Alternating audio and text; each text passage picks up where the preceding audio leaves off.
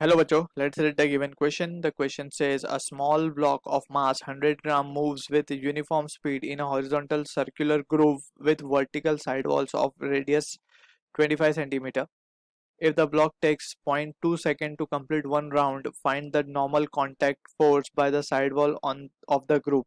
So about circular motion, we need to remember some important things.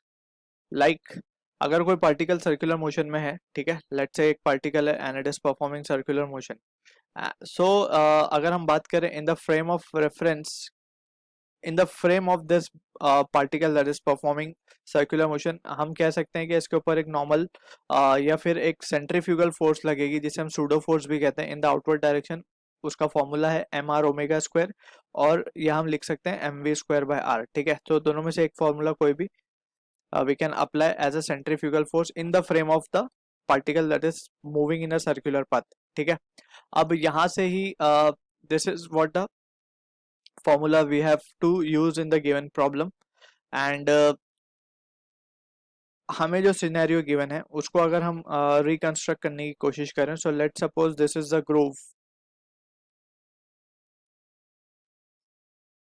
ठीक है, अब ये ग्रूव का जो क्रॉस सेक्शन है ये सर्कुलर है, तो इसको अगर हम एनालाइज करें तो इसमें एक पार्टिकल है जो कि सर्कुलर पाथ में घूम रहा है. ठीक है, 100 ग्राम का मास है ये it is in the circular path in this groove. और ये ग्रूव का अगर क्रॉस सेक्शन देखें तो ये खुद एक सर्कुलर पाइप जैसा है.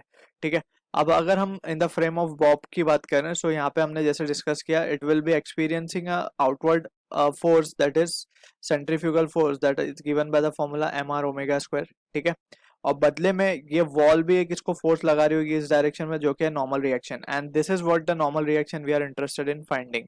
ठीक है, so from the given situation हम क्या लिख सकते हैं, we can write from here normal reaction किसके बराबर होगा, एम आर ओमेगा स्क्वायर के बराबर होगा. ठीक है, and from this we can say क्योंकि net horizontal direction it is not taking any horizontal direction, so हम इक्वेट कर सकते हैं नॉर्मल रिएक्शन को with the this centrifugal force. अब यहाँ से वी कैन से एम ऐसे ही रखते हैं, हम आर भी ऐसे ही रखते हैं, ओमेगा को हम क्या लिख सकते हैं 2 पाई बाई टी. ठीक है, angular displacement with respect to time, और टाइम पीरियड हमें गिवन है कि एक कंप्लीट सर्कल के लिए उसने 0.2 सेकंड लगाया है. एम हमें गिवन है 100 ग्राम, सो 100 ग्राम अगर हम देखें तो 0.1 kg, एंड आर हमें गिवन है 25 centimeter that is 0.25 meter into 2 pi by T, यानी कि इसका स्क्वायर करना होगा हमें. ऑलराइट, सो ये हो जाएगा 4 पाई स्क्वायर बाय 0.2 का स्क्वायर दैट इज 0.04.